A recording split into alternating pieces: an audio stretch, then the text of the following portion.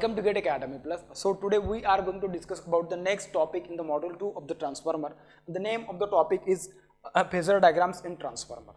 ठीक है, तो देखिए आप में से बहुत सारे लोग हैं जिन्होंने बहुत सारे कमेंट्स किए थे बहुत सारे वीडियोस के नीचे जो हमारे गेट एकेडमी प्लस के चैनल पे आ रहे थे उसके उस सारे वीडियोस के नीचे, लेकिन मैं आपको उस टाइम पे बताया नहीं। आपने देखा होगा मेरे जितने भी वीडियोस देखे होंगे मशीन के, तो उन सारे वीडियोस में देखा होगा मेरे हाथ को एक पट्टी बांधी थी, तो उस हाथ को ऑपरेट करने के लिए मैं अराउंड 1 महीने के आसपास में हॉस्पिटल में एडमिट था।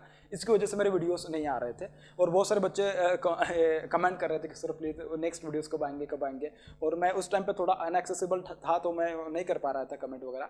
लेकिन इसके आगे अपन डेफिनेटली इसके जितने भी वीडियोस हैं मशीन के उनको कंटिन्यू करेंगे और डेफिनेटली ट्राई करेंगे कि बहुत जल्द से जल्द अपना जो ट्रांसफार्मर उसको कंप्लीट करेंगे।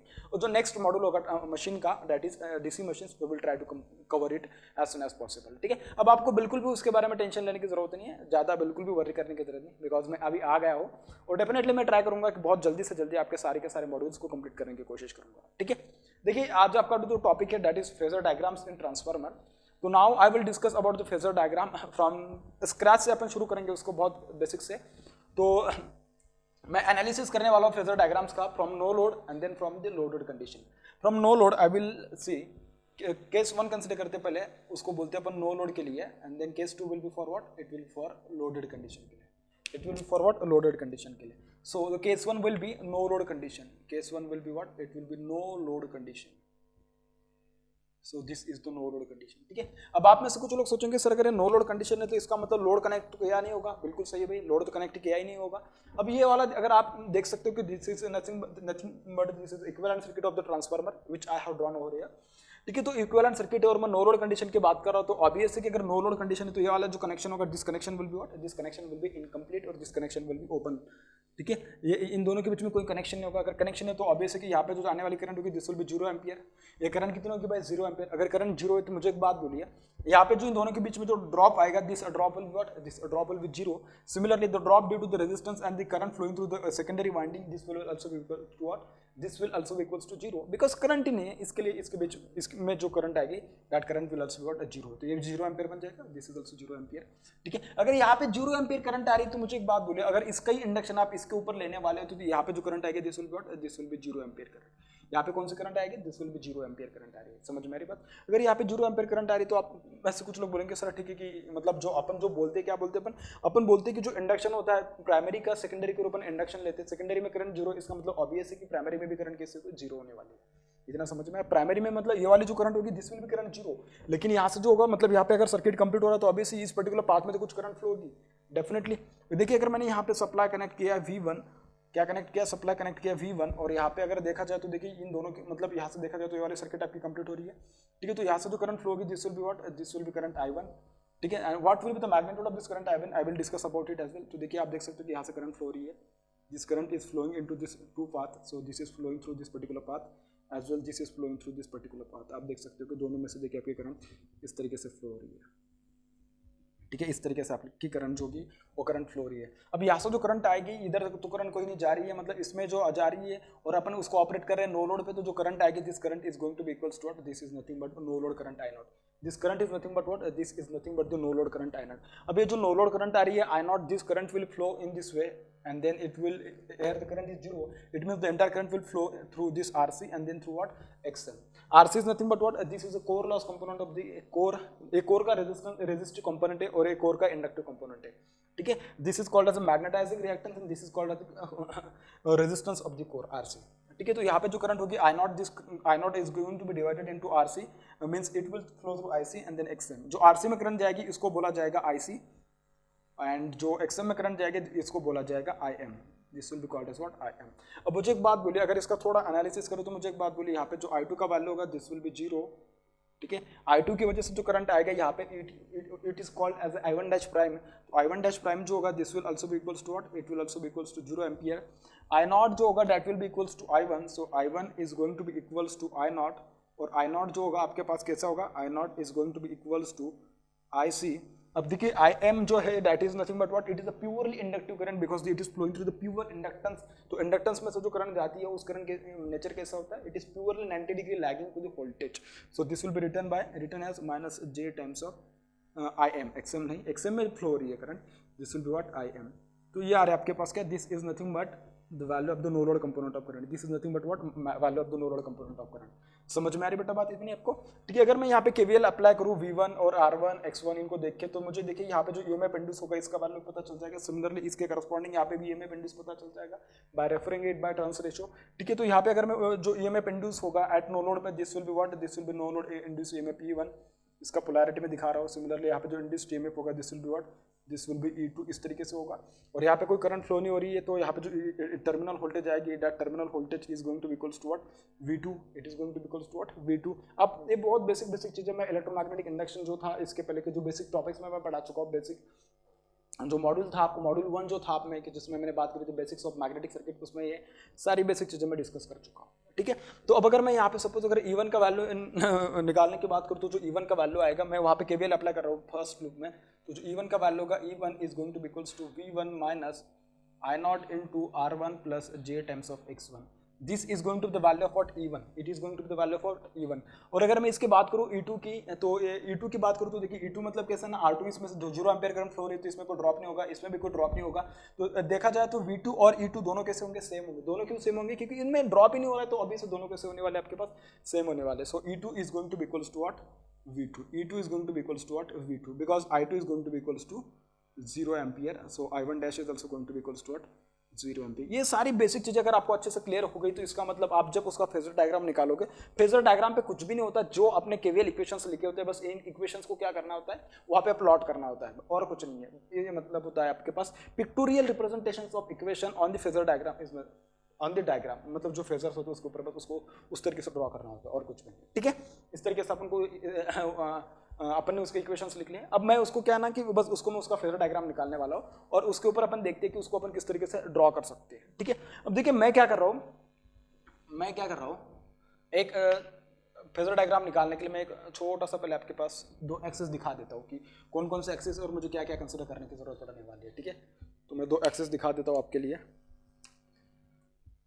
y axis and this is x axis, this is what, this is x axis and this is what, y axis। समझ में आ रही बात? ठीक है, अब देखिए मैं क्या करने वाला हूँ, मैं जो कंसीडर करूंगा, आपके पास जो सप्लाई कैसा है, साइनोसॉइडल सप्लाई कैसा है, साइनोसॉइडल, तो जो फ्लक्स आएगा that will also be what, sinusoidal. ये सब बेसिक्स में मैं इसके पहले पढ़ा चुका हूँ। Phi is equals to, actually देखा जाए तो इसको अल्टरनेटिंग दिखाना है मुझे। ठीक है, तो phi of t is equals to phi m sine of omega t, phi m sine of what, omega T, इस तरीके से। तो जो इंड्यूस्ड ईएमएफ होगा E is equals to, it will be d phi by D t, तो ये आ जाएगा आपके पास sine of phi m omega t, this is going to be phi m cos of omega t multiply by omega, this is going to be phi M into omega into cos of omega T into what, cos of omega T, इस तरीके से। ठीक है, इस तरीके से। तो ये जो होगा आपके पास, this will be what, this is going to be equals to, आप जब उसको लिखोगे तो इसको मैं डायरेक्टली EM के फॉर्म में लिख देता हूँ, this will become EM cos of omega T, इस तरीके से।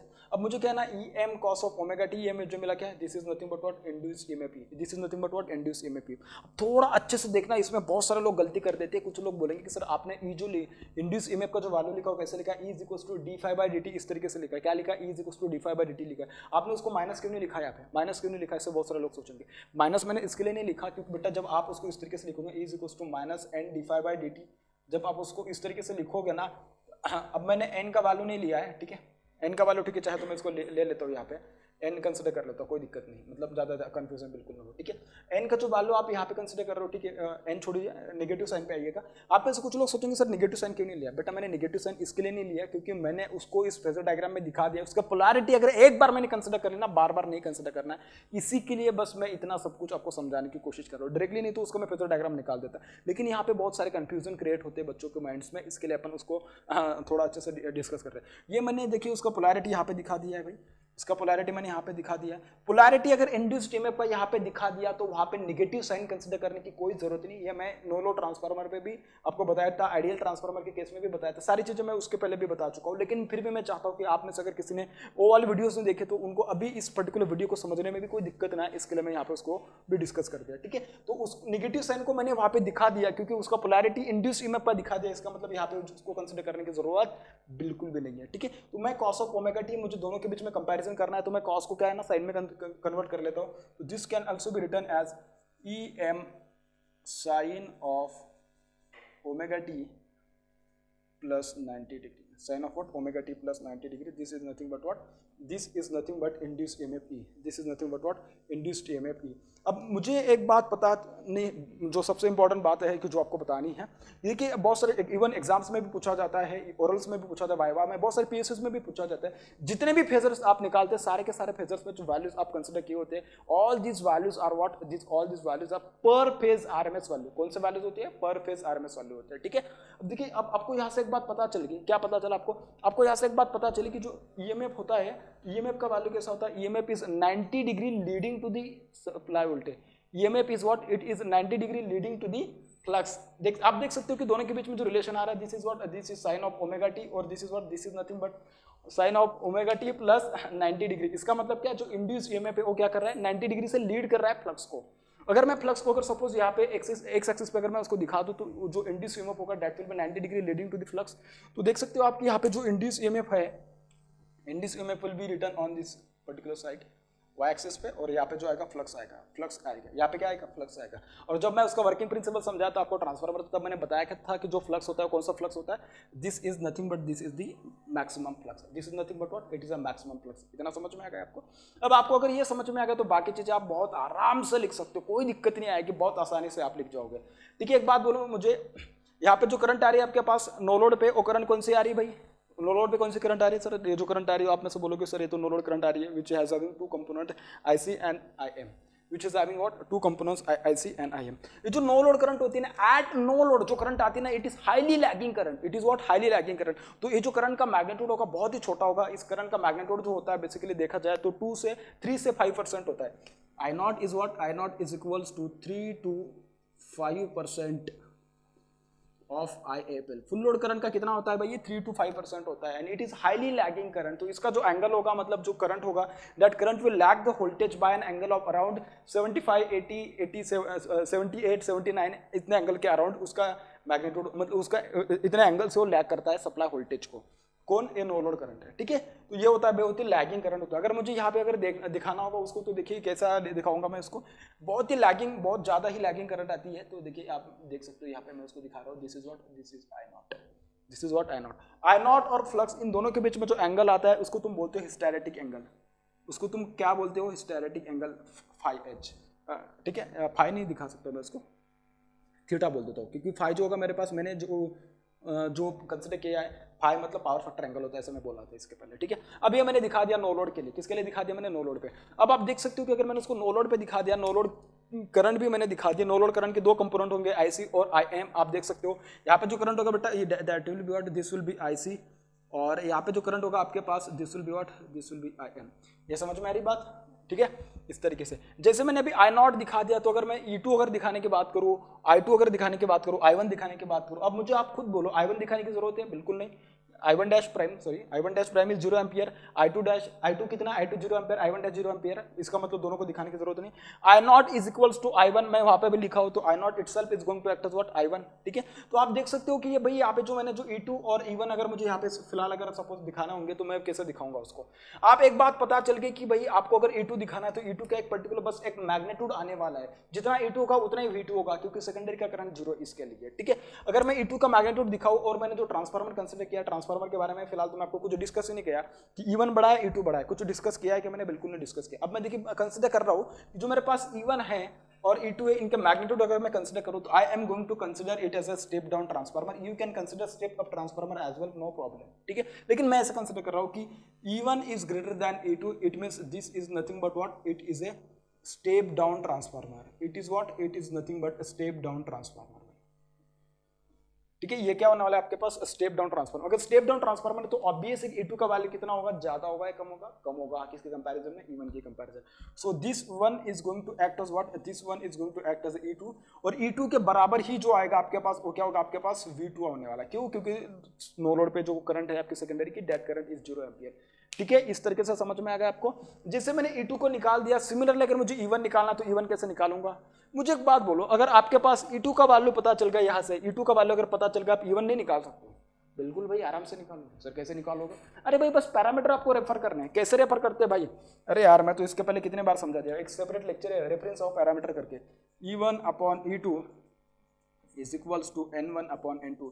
इस पर्टिकुलर फॉर्मूला से तो आप उसको आराम से क्या कर सकते हो, रेफर कर सकते हो। आप क्या कर सकते हो, उसके आराम से रेफर कर सकते हो। अगर आपको E2 पता चल गया तो E1 क्या होगा, E1 बस इससे थोड़ा बड़ा होगा, E1 क्या होगा, बड़ा होगा। और इसी एक्सिस पे मैं इसको दिखाऊंगा, कहाँ पे दिखाऊंगा, इसी एक्सिस पे। सर उसको अपोजिट में क्यों नहीं, अपोजिट में इसके लिए E1 इक्वल्स टू -A2 इसके लिए दिखाने की जरूरत नहीं, क्योंकि मैंने बोला लेंस लॉ में कंसिडर कर चुका हूं। मैं क्या बोला था, लेंस लॉ एक बार अगर कंसिडर कर लिया तो उसको बार बार कंसिडर करने की बिल्कुल भी जरूरत नहीं। और लोग इसमें गलती कर देते हैं, इसके लिए उनके जो डायग्राम्स होते हैं, फेजर डायग्राम्स, उसके गलत हो जाते हैं।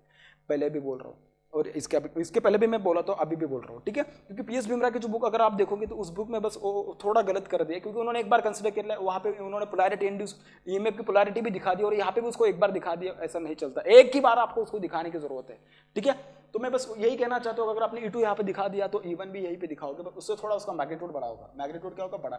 सिर्फ मैग्नीट्यूड बड़ा क्यों होगा बेटा, मैग्नीट्यूड उसका इसके लिए बड़ा होगा क्योंकि आपने जो ट्रांसफार्मर कंसिडर किया, it is going to be of what, step down nature. It is going to be of what, it is step down nature का, इसके लिए आप उसको बड़ा दिखा रहे हो। इतना समझ में आ गया, बिल्कुल सही है, ठीक है। अब देखिए मैंने जैसे इसको लिख लिया, एक्सक्यूज में, अगर मुझे अभी सपोज अगर V1 दिखाना है, मतलब मुझे V1 वहां पे दिखाना है, तो V1 कैसे दिखाओगे, V1 इज इक्वल्स टू, बस मैं इसको थोड़ा मैनिपुलेट कर रहा हूँ, it is going to be E1 plus I0। इसको अगर मैं लिखूँ तो this will become I0 R1 plus J I0 X1, इस तरीके से लिखोगे, ठीक है, बिल्कुल।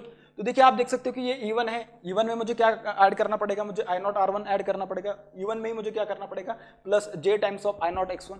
तो आप देख सकते हो कि देखिए I0 R1 की वजह से जो कंपोनेंट आएगा that will be what, it will be resistive component होगा, जो वोल्टेज ड्रॉप होगा that will be resistive one. So जो I0 का है एंगल, उसके फेज में क्या होगा ना, आपको क्या दिखाना पड़ेगा, उसी के फेज में आपको I0 R1 दिखाना पड़ेगा। तो उसके फेज में अगर आप उसको दिखाने की बात करो तो कैसे लिखोगे, this will be written in this way, इसी के फेज में ऐसा, बस, ठीक है। So this will become I0 R1, ठीक है।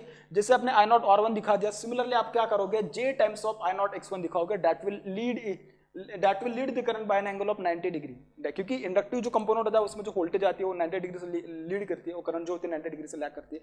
सो इसका अगर मैं दिखाऊं तो देखिए इसका जो कंपोनेंट आएगा that is going to be purely 90 degree से, क्या मतलब उसको क्या ना, आपको थोड़ा इसको मैं ऐसा कर देता हूँ सो दैट आपको ऐसा लगेगा, इस टाइप से, ठीक है, इस तरीके से। और ये क्या आपके पास, this is nothing but I0 X1।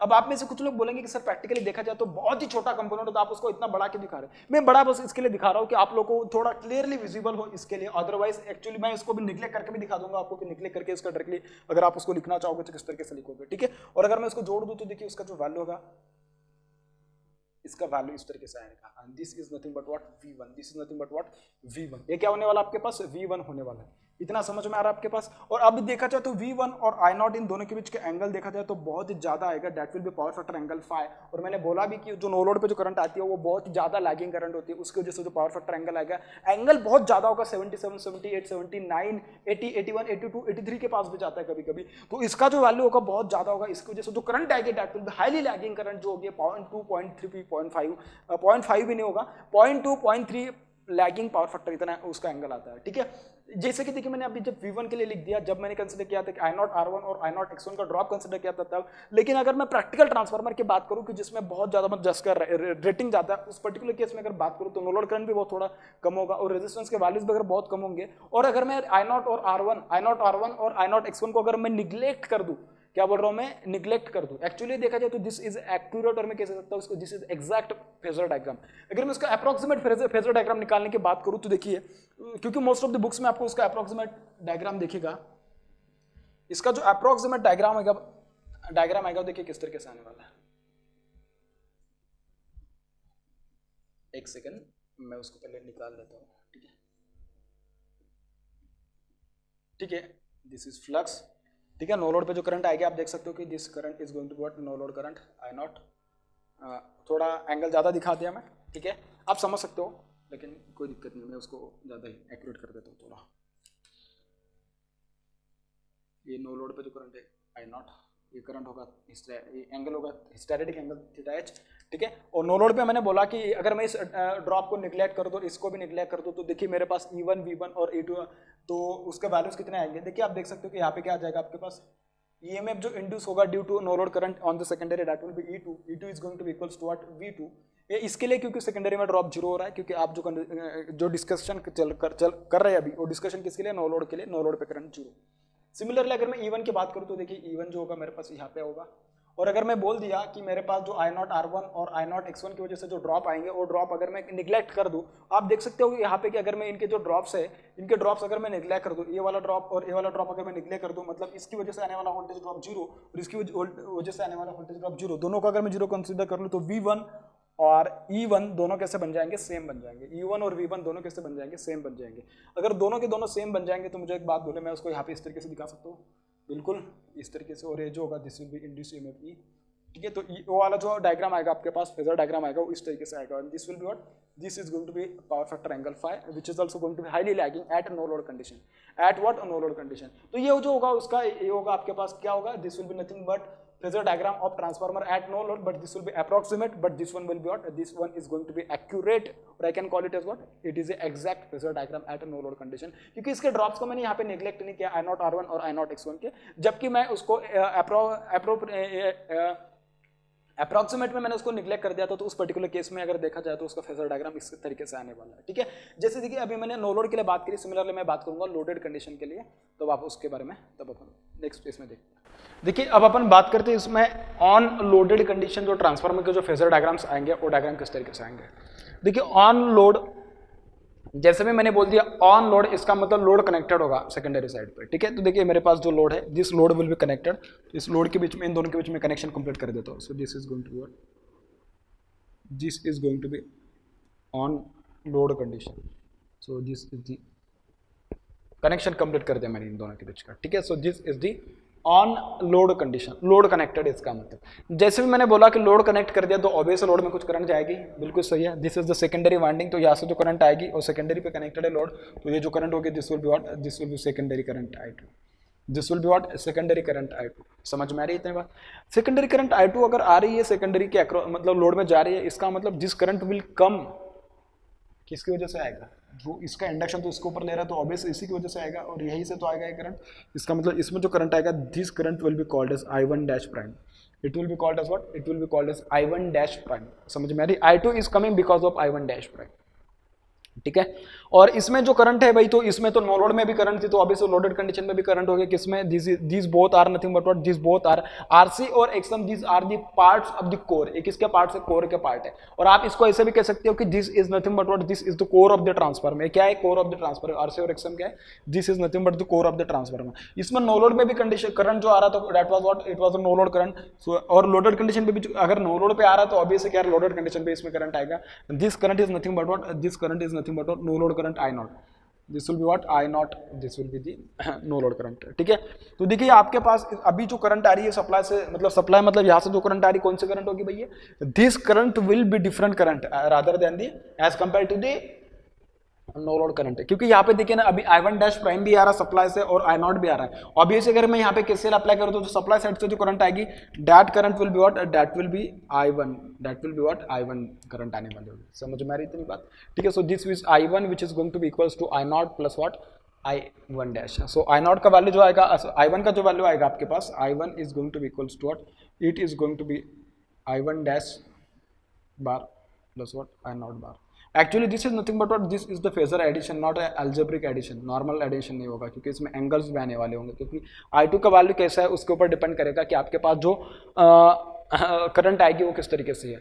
और यहाँ पे मैंने फिलहाल आपको ये बिल्कुल भी नहीं बताया कि पावर फैक्टर कौन सा होगा लोड का, ऐसा बिल्कुल भी कुछ बताएं। लेकिन क्योंकि मैं पहले पूरा उसका बेसिक जो है ना, पूरा का पूरा बेसिक निकाल ले, अपन उसको पहले डिस्कस कर लेते, उसके बाद पावर फैक्टर के रिस्पेक्ट में भी देखेंगे कि आपके फेजर डायग्राम जो होंगे किस तरीके से चेंज होंगे, ठीक है। तो पहले अपन ने इसके बारे में डिस्कस कर लिया I2 के बारे में कि I2 कैसे आने वाला है, इस तरीके से। जैसे भी पता चल गया कि I2 इस तरीके से आने वाला, तो ठीक है अपन I1 के बारे में डिस्कस कर लिया। देखिए यहाँ पे करंट फ्लो रही है I2, तो यहाँ पे टर्मिनल वोल्टेज जो आएगी V2, this voltage will be definitely different from that of the what, E2 से डिफरेंट होगी। क्यों भाई, क्योंकि सर आप बोलोगे, क्योंकि आप बोलोगे कि भाई इसमें R2 और I2 इसकी वजह से छोटा एक को ड्रॉप आएगा। सिमिलरली I2 और JX2 इन दोनों की वजह से जो ड्रॉप आएगा, drop will also be counted in this particular condition, क्योंकि यहाँ पे I2 is not 0 ampere, I2 has some value, ठीक है। तो अगर मैं यहाँ पे V2 का मैग्नीट्यूड निकालूं तो देखिए V2 का वैल्यू किस तरीके से आएगा, V2 is going to be equals to E2 minus I2 एक फेजर होने वाला है, ठीक है। E2 minus I2 into R2 plus JX2, I2 plus what JX2, इस तरीके से आने वाला है भैया, बिल्कुल सही है। तो V2 का आप इस तरीके से मैग्नीट्यूड निकालोगे, ठीक है। तो आप में से कुछ लोग सोचेंगे कि सर अगर मैं V2 का मैग्नीट्यूड निकाल लिया तो V2 is equal to E2 minus I2 bar into R2 plus JX2। तो जैसे अपने पास E2 आ गया तो सिमिलरली आपके पास E1 भी आ जाएगा, बिल्कुल सही है, E1 भी आएगा भाई। E1 किस तरीके से आएगा, अरे भाई E1 किस तरीके से आएगा, यहाँ पे KVL अप्लाई कर दो, आराम से आ जाएगा आपके पास E1। देखिए किस तरीके से आएगा आपके पास, जो E1 आएगा आपके पास, E1 is going to be equals to V1 minus I1 into what, I1 into R1 plus what JX1। यहाँ से आ जाएगा आपके पास क्या E1। अब मुझे E1 नहीं चाहिए, अगर मुझे V1 चाहिए होगा तो आप आराम से निकाल लोगे।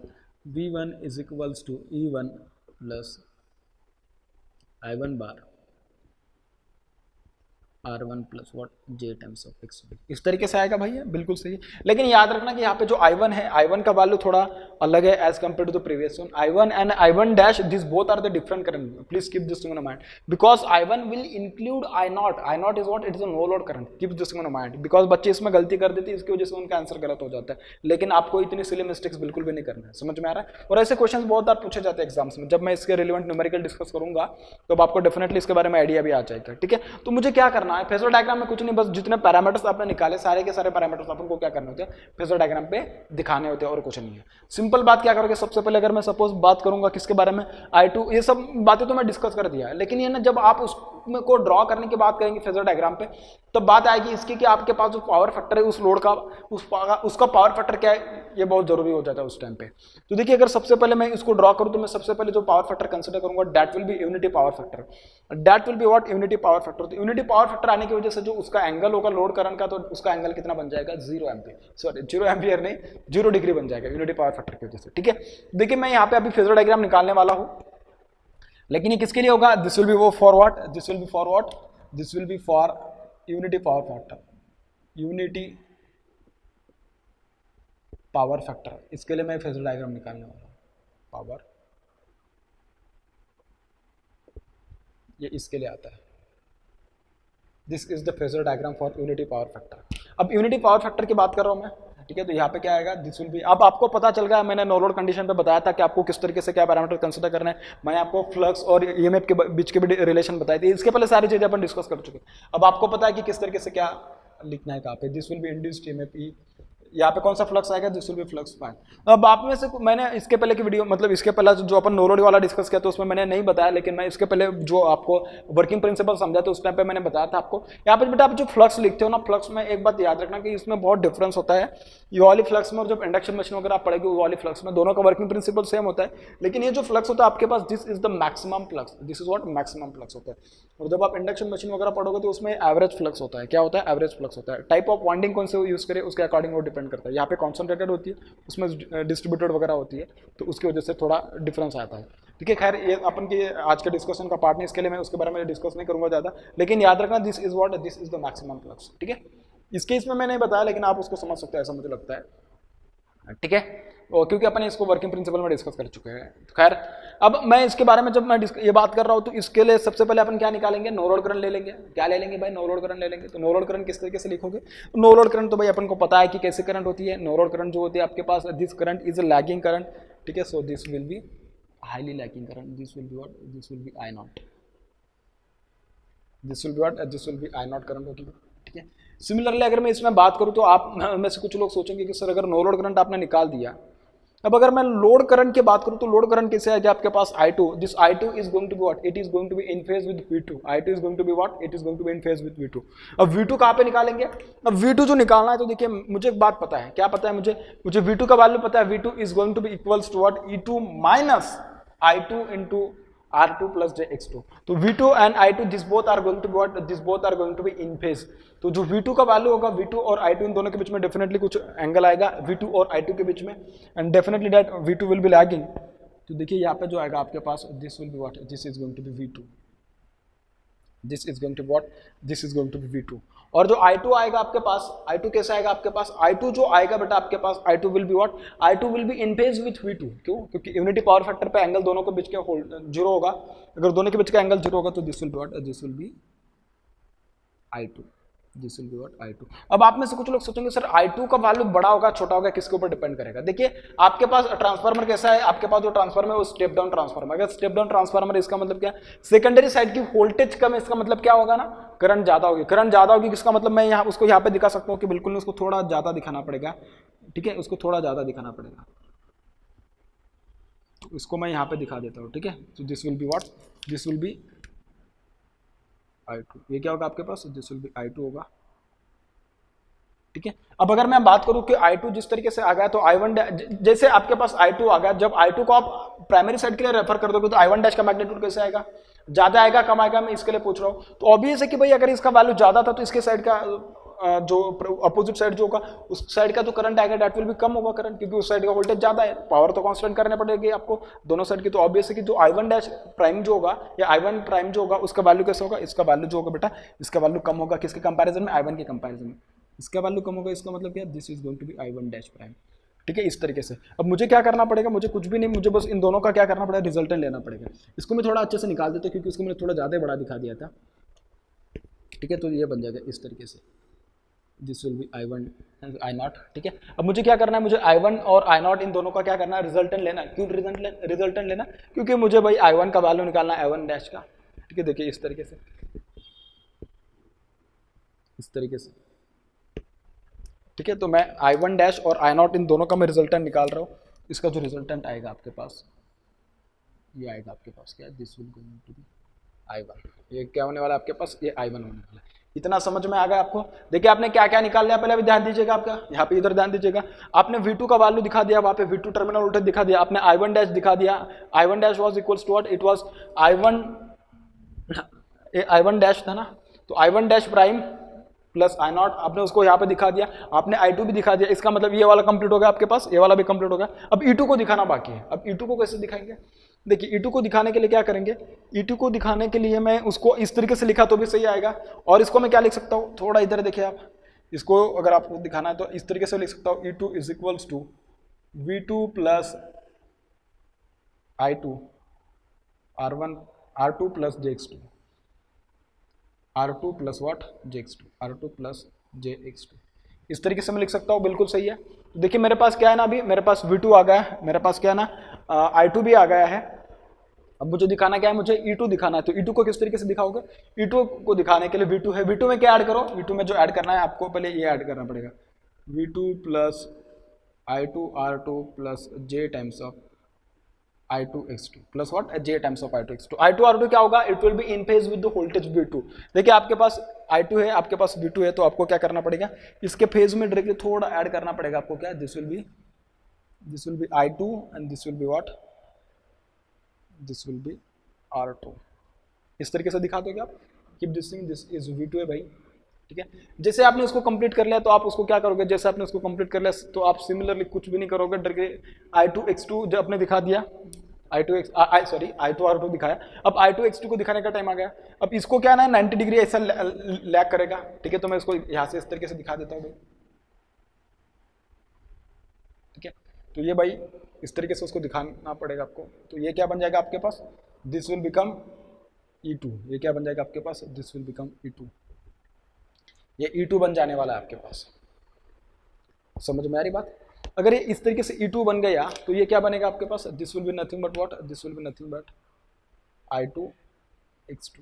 90 डिग्री लीड करेगा ना, voltage drop due to the reactive component will be leading to the current, ठीक है। तो उसको लीड कर रहा है इस तरीके से। तो आपको ये क्या मिला, E2 मिला।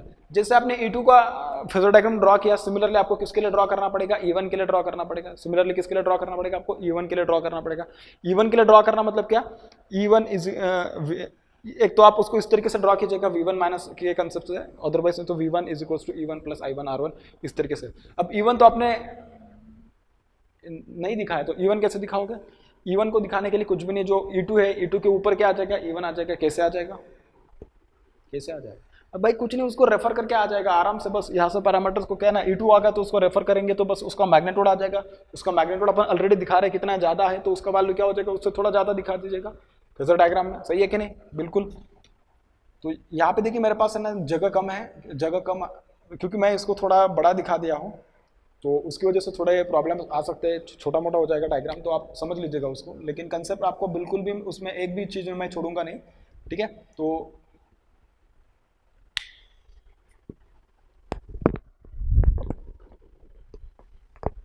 आप उसके बारे में बिल्कुल भी टेंशन मत लीजिएगा, ठीक है। इस तरीके से अब मुझे क्या करना है, अब मुझे E1 दिखाना है, तो E1 कहाँ पे आएगा भाई, E1 will be nothing but it will be somewhere on the upper side on the same axis as that on the E2 जिस एक्सिस पे उसी के थोड़ा ऊपर साइड के पे दिखाना पड़ेगा, क्योंकि उससे थोड़ा उसका मैग्नीट्यूड ज़्यादा है और कुछ नहीं है, ठीक है। इस तरीके से अब ध्यान रखना, मैं जो बता रहा हूँ ना E1 है, तो अभी मुझे क्या निकालना, V1 निकालना, तो V1 कैसे निकालोगे, V1 is equals to E1 plus I1 bar into R1 plus JX1। तो I1 बार आपके पास है क्या, आ गया क्या, बिल्कुल सही है ना भाई, ये तो I1 तो आ गया है ना आपके पास। अब आपके पास I1 आ गया तो आपको क्या करना है, कुछ भी नहीं, बस E2 में उसके E1 में उसके वैल्यूज ऐड करना है और कुछ नहीं है, ठीक है। देखिए I1 है, I1 मल्टीप्लाई बाय क्या करना पड़ेगा आपको, इसको थोड़ा अगर मैं ओपन कर दूं तो किस तरीके से आ जाएगा, this is going to be equals to E1 plus I1 R1 plus JI1 X1। तो E1 plus I1 R1, I1 है आपके पास, बिल्कुल सही है, तो ये I1 है, इसको बस मुझे क्या करना है, यहाँ पे उसको थोड़ा ये कर देना पड़ेगा।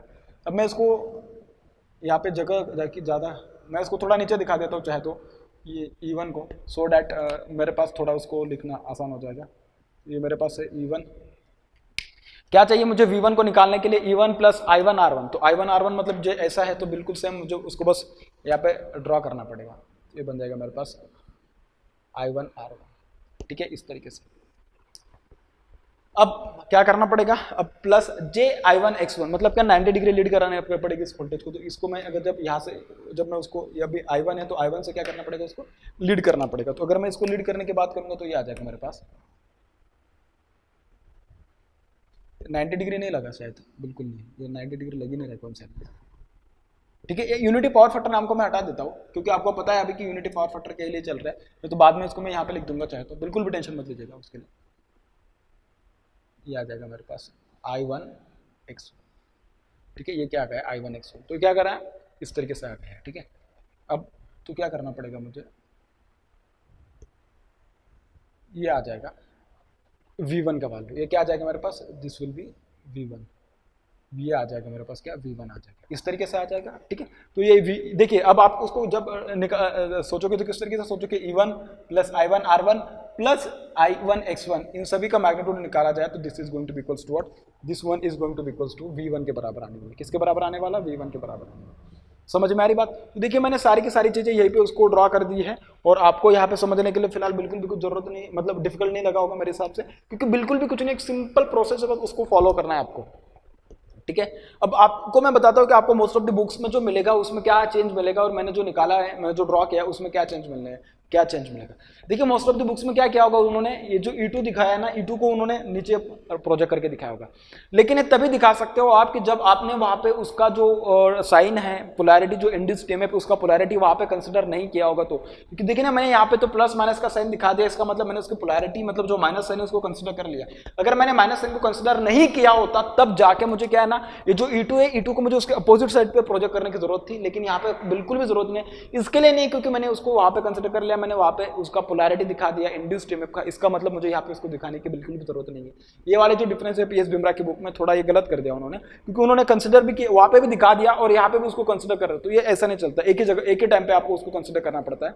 एक बार अगर आपने उसको कंसिडर किया, इसका मतलब लेंस लॉ आप उसको कंसिडर कर चुके हो, ठीक है। बार बार दिखाने से वो गलत हो जाता है, इसके लिए मैंने जो इसके पहले के वीडियोस थे उसमें बेसिक्स में मैंने भी बताया था आपको ये वाली सारी चीजें, कि एक बार अगर आपने उसको कंसिडर कर रहा है तो बार बार दिखाने की बिल्कुल भी जरूरत नहीं होती, ठीक है। तो ये जो पूरा का पूरा डिस्कशन था किसके लिए था, this was for unity power factor, ठीक है। मैं चाहे तो लिख देता हूं उसको, a this is for what, unity power factor. अब जो दूसरा डिस्कशन करते हैं अपन, that will be for what, it will be lagging power factor के लिए, that will be for what, lagging power factor,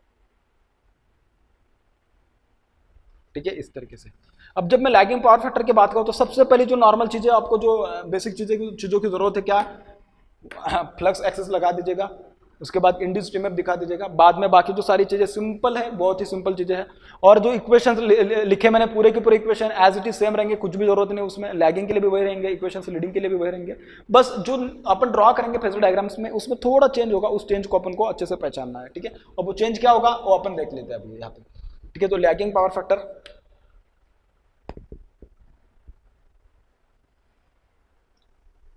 अब देखिए ये वाला फेजर डायग्राम निकालने के लिए आपको ज़्यादा टाइम बिल्कुल भी नहीं लगना चाहिए, क्यों? क्योंकि सारी चीज़ें तो अपन इसके पहले डिस्कस कर चुके हैं। This will B 5m, this will be induced EMF E, ठीक है। सबसे पहले क्या दिखाओगे आप? नो लोड करंट दिखाओगे, बिल्कुल सही है। तो नो लोड करंट यहाँ पे दिखाओगे आप, दिस विल बी I0, ठीक है। उसके बाद क्या दिखाओगे? क्या दिखाओगे नो लोड करंट के बाद? नो लोड करंट के बाद अगर I1 दिखाना है तो आपको I1 डैश दिखाना पड़ेगा, I1 dash prime. I1 dash prime क्या होगा? I1 डैश प्राइम जो होगा भाई आपके पास, ये प्राइम कहाँ पे आएगा? दिस I1 डैश प्राइम जो होगा इससे थोड़ा ऊपर आएगा और उसका वैल्यू जो होगा थोड़ा ज्यादा होगा, किसके कंपैरिजन में? I0 के कंपैरिजन में, क्योंकि लोडेड कंडीशन है। और यहाँ पे मैंने जो लोड कंसिडर करा, कैसे कंसिडर करा? लैगिंग पावर फैक्टर लोड है मेरे पास। अगर लैगिंग पावर फैक्टर का मेरे पास लोड है तो उस पर्टिकुलर कंडीशन में I2 का जो वैल्यू होगा, this will be lagging to this terminal voltage V2। समझ में आ रही बात? I2 will be lagging to V2। Similarly अगर I2 लैग कर रहा है तो I1 डैश जो होगा that will also lag to this E1 को लैग करेगा, बिल्कुल सही है, ठीक है। अगर I1 डैश अगर E1 को लैग करेगा तो सिमिलरली I1 जो होगा, ये I1 डैश प्राइम है, ये I1 जो होगा that will lag to this V1, that will lag to this what? V1। इस तरीके से मैंने यहाँ पे जो पावर फैक्टर एंगल्स होंगे उसके क्या होंगे सारी चीजें डिस्कस करूंगा, आप टेंशन बिल्कुल मत लीजिएगा, ठीक है। तो देखिए this is going to be what? This is going to be I1 dash prime, this is going to what? I1 dash prime. अबे I1 डैश प्राइम जो आ रहा है किसकी वजह से आ रहा है? मतलब लोड में जो करंट आ रही है I2 that is coming because of what? I1 dash prime की वजह से, क्योंकि उसी का इंडक्शन अपन ने क्या है ना सेकेंडरी के ऊपर ले आया है। तो ऑब्वियसली जो I1 डैश जो I2 डैश जो होगा, सॉरी I2 जो होगा, I2 का वैल्यू I1 डैश के कंपैरिजन में थोड़ा ज्यादा ही होगा। तो मैं इसको यहाँ पे दिखा रहा हूँ। तो this is going to what? ये आपके पास जो this is I1 dash prime, this is what? I2, this is what? I2। अब मुझे क्या ना I1 I2 और I0 इन दोनों का जो रिजल्टेंट आएगा उसको निकालना पड़ेगा, that will be what? I1। तो ये जो आएगा आपके पास इस तरीके से आने वाला है भाई,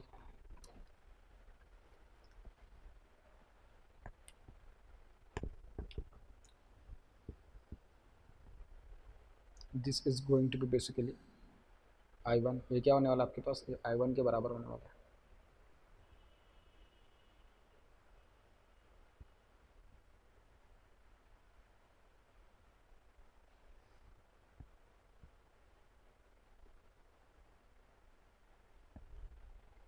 ठीक है।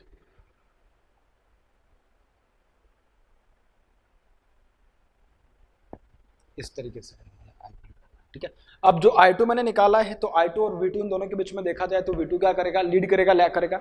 लैगिंग पावर फैक्टर के केस में ऑब्वियसली अगर करंट लैग कर रही है I2 तो ऑब्वियसली V2 को क्या करना पड़ेगा? लीड करना पड़ेगा। V2 को क्या करना पड़ेगा बेटा? लीड करना पड़ेगा। तो मैं V2 को लीडिंग दिखा देता हूँ, I2 से तो लीड करेगा V2, ठीक है। तो ये जो आएगा आपके पास यहाँ पे, this will be what? This will B, sorry ये थोड़ा टेढ़ा आ गया,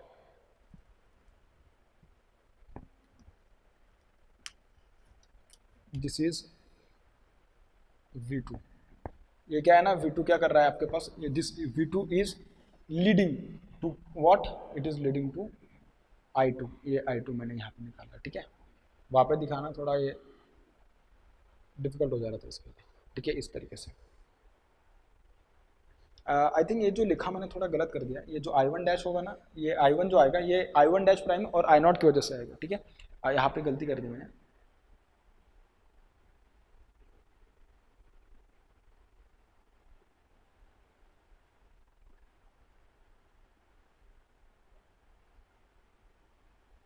ये जो होगा दैट विल बी I1, ठीक है। इस तरीके से आएगा। Keep this in mind please and make this correction, ठीक है। इस तरीके से अब V2 आ गया है तो मुझे क्या लिखना पड़ेगा? मुझे लिखना है E2 लिखना है। तो E2 लिखने के लिए क्या करोगे? E2 लिखने के लिए कुछ भी जैसे मैंने यहाँ पे किया था यूनिटी पावर फैक्टर लोड के लिए, सिमिलरली मुझे क्या करना पड़ेगा? लैगिंग पावर फैक्टर के लोड के लिए I2 R2 क्या करना पड़ेगा? उसमें ऐड करना पड़ेगा। तो I2 R2 कितने आसानी से ऐड करोगे आप भाई? देखिए I2 है तो V2 और I2 तो दोनों कैसे होंगे? मतलब I2 R2 will be in phase with voltage, तो दिस विल बी व्हाट? अभी ये ऐसा है तो देखिए इसको मैं इसी के फेज में मैं इसको बना दे रहा हूँ। So this will be I2, this is what? R2। और जो I2 X2 जो होगा that will be it will be leading by 90 degree to this current I2, ठीक है। तो इस तरीके से आएगा उसको, तो this is going to be what, this is going to be I2 and this is going to what X2 and this is going to what E2। ये क्या है आपके पास E2 आने वाला है, ये क्या है ना आपके पास E2 आने वाला है, ठीक है। इस तरीके से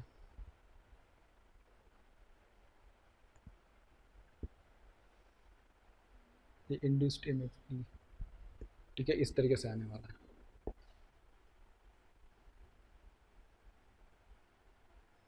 इस तरीके से ये आने वाला है, ठीक है, इस तरीके से। अब जैसे आपने E2 का वैल्यू निकाला, सिमिलरली आपको क्या करना है, E1 का वैल्यू, E1 क्या होगा भाई, जो E2 का वैल्यू आए बस उसको रेफर करके उसका मैग्नीट्यूड थोड़ा अब क्या कर दीजिएगा, इंक्रीज कर दीजिए। तो जब उसका मैग्नीट्यूड इंक्रीज करोगे ये आ जाएगा उसका मैग्नीट्यूड E1। इसका E1 का वैल्यू E2 के कंपैरिजन में थोड़ा ज्यादा भी हो सकता है, कम भी, ज्यादा ही होगा डेफिनेटली, अगर मैं स्टेप डाउन ट्रांसफार्मर की बात कर रहा हूँ। लेकिन मेरे पास यहाँ पे ज्यादा जगह नहीं, इसके लिए मैं उसको बहुत बड़ा नहीं दिखा रहा हूँ। आई होप कि आप शायद समझ पा रहे हो उसको, ठीक है। तो देखिए मैंने जैसे E2 को निकाला वैसे मैंने E1 को भी दिखा दिया। अब मुझे क्या करना है, जैसे मैंने V2 के लिए पूरा का पूरा एक्सप्रेशन निकाल दिया, तो वैसे मुझे क्या करना है, मुझे अभी V1 लिखना है। तो V1 देखिए किस तरीके से लिखोगे, V1 is equal to E1 plus I1 R1 plus J times of I1 X1। तो देखिए मुझे ओ कैसे दिखाना पड़ेगा, I1 के V1 दिखाना है, तो उसके लिए मुझे क्या करना पड़ेगा, I1 के करस्पॉन्डिंग जो ड्रॉप्स आ रहे हैं I1 R1 और I1 X1 और ड्रॉप्स को मुझे यहाँ पे दिखाने हैं। तो दिस इज I1, तो देखिए ये ऐसा मैंने लिखा है।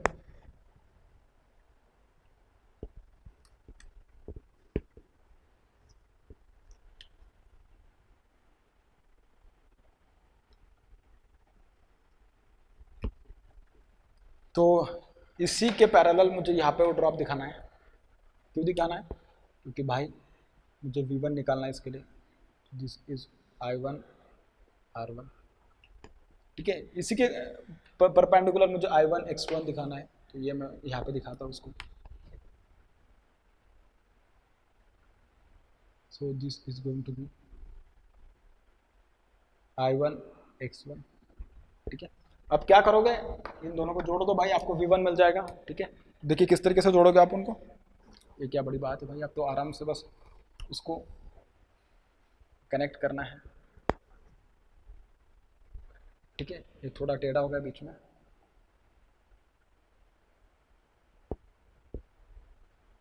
ये V1 है आपके पास, ठीक है। इस तरीके से ये बन गया आपके पास पूरा का पूरा फेजर डायग्राम जो आपको रिक्वायर्ड था।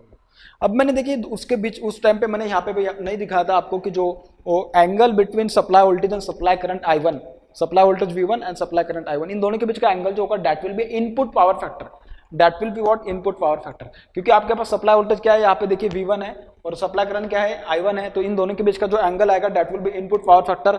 सिमिलरली जो आपके पास टर्मिनल वोल्टेज है V2 और टर्मिनल करंट जो I2, इन दोनों के बीच का जो एंगल आएगा that will be what, that will B output, और मैं output power factor you can call it is what, load power factor, ठीक है। तो यहाँ पे देखिए जो आपके पास यहाँ पे क्या है ना, ये V1 है और ये क्या है ना I1 है, तो V1 और I1 के बीच में एंगल देखा जाए तो देखिए V1 और I1 इन दोनों के बीच में एंगल देखा जाए, दिस विल बी φ1। ये क्या आपके पास φ1 एंगल है, ये क्या है φ1 एंगल, जिस φ1 is nothing but what, it is a input power factor, it is what, input power factor. अब आपको एक बात पता चली होगी यहाँ पे क्या, अगर आपका लोड का पावर फैक्टर अगर यूनिटी पावर फैक्टर है, इसका मतलब ये थोड़ी ना होगा कि आपके पास जो इनपुट जो होगा, इनपुट का पावर फैक्टर क्या होगा सॉरी, जो इनपुट का पावर फैक्टर होगा that will also B what, it will also B unity power factor. ऐसा नहीं होगा, इनपुट का पावर फैक्टर अलग हो सकता है। और देखिए मैंने उसको यहाँ पे दिखा भी दिया, इसको मैंने क्या ना यहाँ पे दिखा भी दिया। अगर नो लोड करंट जीरो होती तो उस पर्टिकुलर केस में आप कह सकते थे, अगर नो लोड करंट जीरो होती तो उस पर्टिकुलर केस में कह सकते तो जो I1 का एंगल आता है वही तो, क्योंकि देखिए ना यहाँ पे क्या है ना V2 और I2 इन दोनों के बीच का एंगल देखा जाए तो जीरो, यूनिटी पावर फैक्टर की केस के लिए।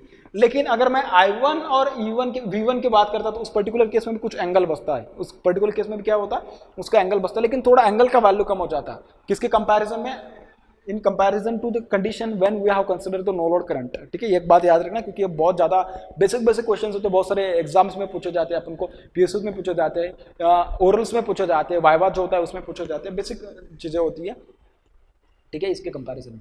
अब जैसे मैंने यूनिटी पावर फैक्टर के और लैगिंग पावर फैक्टर इन दोनों के बीच में अगर मैं कंपैरिजन करूं तो देखिए आप क्या कीजिएगा, V1 और I1 इन दोनों के बीच का एंगल देखिएगा और दोनों को कंपेयर कीजिएगा। देखिए V1 और I1, ये देखिए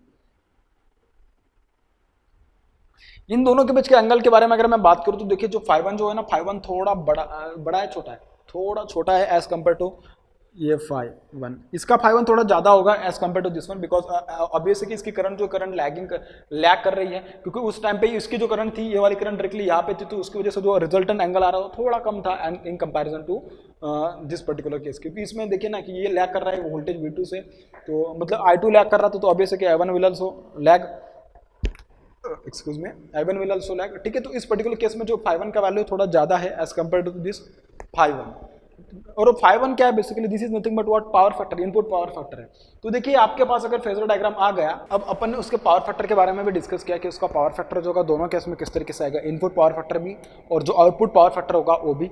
जब आप इनपुट पावर फैक्टर की बात करते हो तो इनपुट वोल्टेज और इनपुट करंट इन दोनों के बीच का एंगल देखते हो, ठीक है। सिमिलरली जब आप आउटपुट पावर फैक्टर की बात करते हो तो output voltage and output current in दोनों की बात करते हो, ठीक है। तो देखिए मैंने डिस्कस किया नो लोड कंडीशन के लिए कि उसका फेजर डायग्राम किस तरीके से आएगा। सिमिलरली मैंने डिस्कस किया यूनिटी पावर फैक्टर केस के लिए जब लोडेड कंडीशन की बात करी, और लैगिंग पावर फैक्टर के केस के लिए दूसरी बात करी मैंने।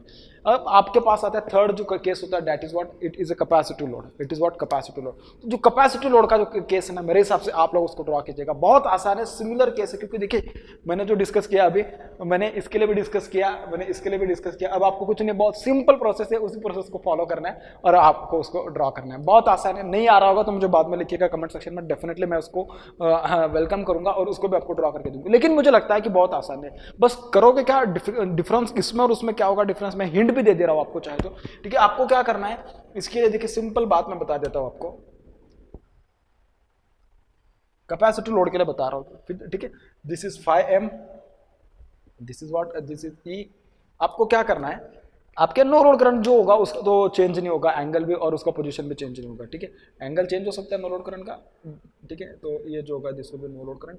लेकिन आपके पास अभी जो करंट आएगा बेटा, जो कौन सी करंट आएगी, लोड करंट जो आएगी, because this is the capacity load के लिए बात कर रहा हूं मैं, ठीक है। अभी जो लोड करंट आएगी आपके पास, that current will be leading current. So आपके पास जो लोड करंट आएगी, that current will be what, leading current. अगर ये I2 आएगा इस तरीके से, तो इसका ही प्रोजेक्शन मुझे क्या मतलब, इसका अगर जो प्राइमरी कंपोनेंट आएगा I1 डैश प्राइम जो आएगा, that will be somewhat lesser than 8, ठीक है। तो ये आ जाएगा मेरे पास I1 डैश प्राइम, ठीक है, इस तरीके से। और इन दोनों का जो रिजल्टेंट आएगा I1 डैश प्राइम और I0 का, this will be what I1, this is what I1। अब आपको बस क्या करना है इसमें, I1 R1 I1 X1 इन दोनों को जोड़ के E1 के साथ जोड़ के बाद में आपको क्या निकलना है, V1 निकलना है। सिमिलरली आपको V2 और I2 इन दोनों के बीच का रिलेशन देख के बस क्या निकालना है, E2 निकालना है। बहुत आसान बात है, बहुत आसानी से उसको निकाला जा सकता है। लेकिन मैं चाहता हूं, क्योंकि सारी चीजें अगर मैं दे दूंगा, मैं लिख दूंगा आपको, तो मतलब आपको समझ में क्या आएगा। आप खुद एक बार इसके लिए ट्राई कीजिएगा, अगर इसका आंसर नहीं आता है तो मुझे कमेंट सेक्शन में लिखिएगा, सर मुझे नहीं आया, मैं उसको ड्रॉ कर दूंगा, कोई दिक्कत नहीं है, ठीक है। और मैं ये भी चाहूंगा कि आप लोग डेफिनेटली आपकी जो राय है, आपको जो कुछ टॉपिक एक्सपेक्टेड है, कहाँ पे अगर डिफिकल्टी आ रही है, तो डेफिनेटली आप कमेंट सेक्शन में लिखते रहेगा, मुझे भी अच्छा लगेगा, आपको भी अच्छा लगेगा, क्योंकि मैं डेफिनेटली चाहता हूँ, मुझे नहीं लगता कि आप में से बहुत सारे लोगों ने वहाँ पे कमेंट सेक्शन में लिखा होगा टेक्निकल बातें और मैंने उसको रिप्लाई नहीं किया होगा, क्योंकि इसके पहले मैं नहीं था अवेलेबल, इसके लिए मैं ज़्यादा नहीं रिप्लाई कर पाया। लेकिन अभी डेफिनेटली अवेलेबल है, तो आपके सारे क्वेश्चंस के लिए मैं आंसर करूंगा। लेकिन डेफिनेटली आप कमेंट सेक्शन में मुझे लिखिएगा आपको लेक्चर कैसे लग रहा है, आपको कौन से और टॉपिक है जो एक्सपेक्टेड है कि ट्रांसफार्मर से, क्योंकि ट्रांसफार्मर तो लगभग अपन कंप्लीट करने के इसके कगार पे आ गए। बहुत सारे लेक्चर्स है कि जो हम उसको शूट भी कर चुके हैं, बस एक दो टॉपिक थे जो मैंने शूट नहीं किए थे, तो उसको मैं शूट भी कर दिया, कंप्लीट कर दिया। बिल्कुल भी कोई टेंशन मत लीजिएगा, और कमेंट सेक्शन में जरूर बताइएगा आपको हमारा वीडियो सीरीज किस तरीके से लग रहा है, आपको कौन कौन से एक्स्ट्रा टॉपिक चाहिए वो भी लिखिएगा। डेफिनेटली हम लोग उस बात को वेलकम करेंगे अगर हमें अच्छा लग रहा है उसको एक्सेप्ट करने में, तो ठीक है। Thank you so much.